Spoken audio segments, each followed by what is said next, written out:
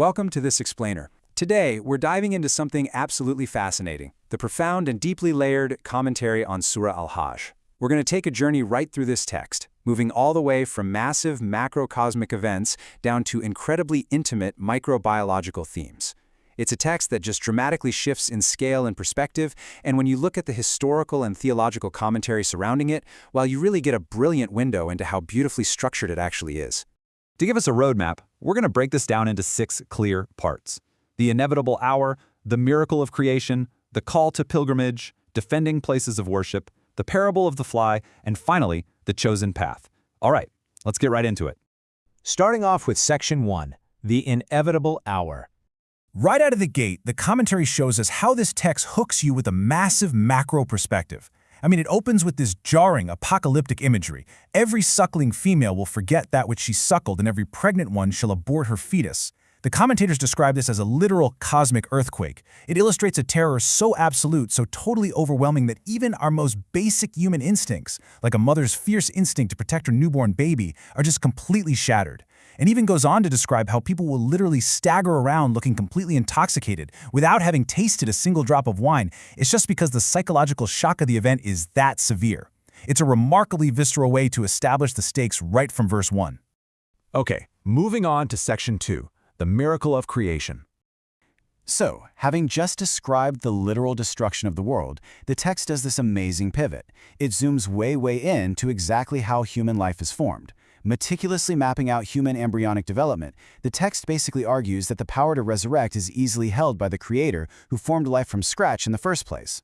And the stages it walks through are fascinating. It progresses from dust to a drop of semen, transitioning into a clot, developing into a piece of flesh, which the commentary notes can be either proportionally shaped or unshaped, and finally emerging as a fully formed baby.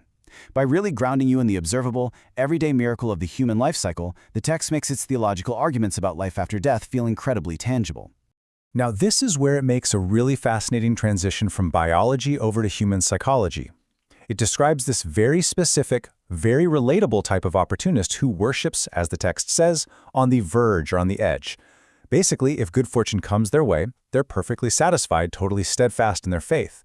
But the second a trial hits them, they literally turn their faces back entirely and abandon their beliefs. The commentary places this historically in the context of early converts who joined the faith mostly expecting material gain. But really, this psychological profile is presented as a timeless warning against transactional faith. And then, bam, the text pulls us dramatically back out to that macro perspective on time. It states that one day with the Lord is like 1,000 years of what humans count. 1,000 years. The commentators interpret this massive number in a couple of really interesting ways. Some say it describes the psychological weight of the Day of Judgment, like it'll be so terrifying it will simply feel like 1,000 years have passed. Others interpret it more literally, pointing out the relativity of time depending on cosmic horizons. Either way you look at it, it is a powerful mechanism to shrink our human struggles and our lifespans down to a microscopic blip. Which brings us to Section 3, the call to pilgrimage. So, from biology and the relativity of time, we pan out to the physical, historical journey of the Hajj, the pilgrimage to the sacred mosque in Mecca. And the historical commentary here is just incredible. It notes that the Prophet Ibrahim, or Abraham, was commanded by God to announce this obligation to the entire world while standing in a completely desolate, uninhabited desert valley. Imagine that. Yet the text notes that this call miraculously reached across the globe, drawing people on foot and on lean camels from the most distant, hilly pathways. It's a historical continuum that has survived for thousands of years. Now, what's crucial here is that this arduous journey is designed to yield both profound spiritual rewards and very tangible material benefits. The commentary highlights the spiritual cleansing first, this idea of returning as innocent as a newborn baby, but it absolutely doesn't ignore the physical world. It explicitly mentions material benefits too, like the lawful use of sacrificed meat to feed the poor and the pilgrims, the safety of travel, and even the economic gains of such a massive gathering. It's a remarkably holistic view of human activity, merging the sacred right alongside the practical. All right, Section 4, defending places of worship.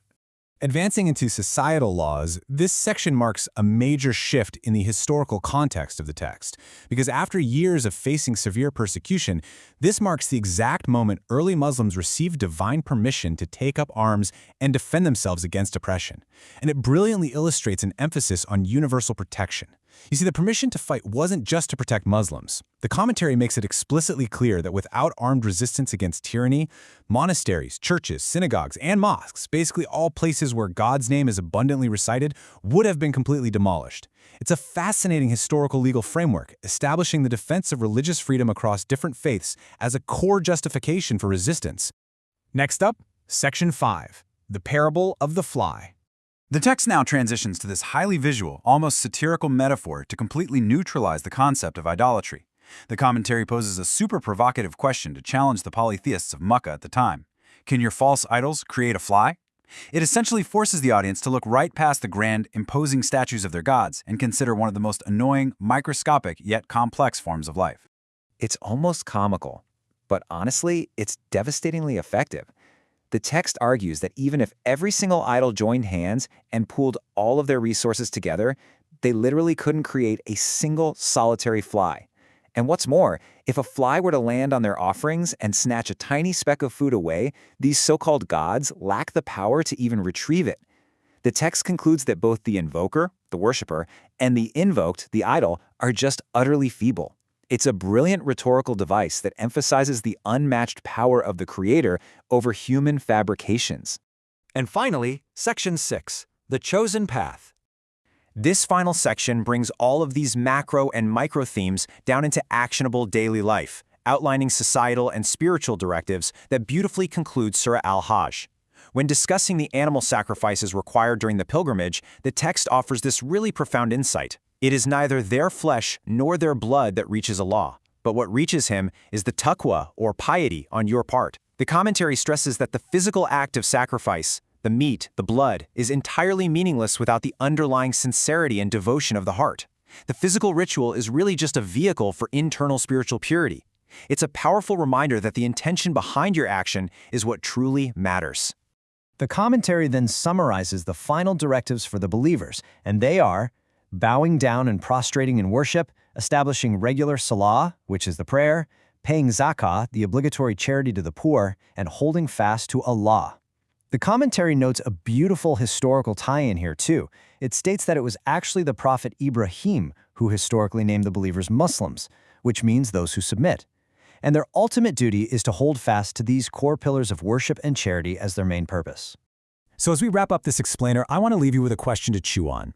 How does understanding our microscopic beginnings, coming from dust and a clod of flesh, combined with a cosmic timeline where a single day lasts 1,000 years, change your daily sense of purpose? Consider how shifting our perspective from the macro universe to our microbiology might completely redefine our earthly responsibilities, the real sincerity of our actions, and how we treat the people around us. It's a pretty profound thought to carry with you. Thank you so much for joining me on this deep dive into the commentary.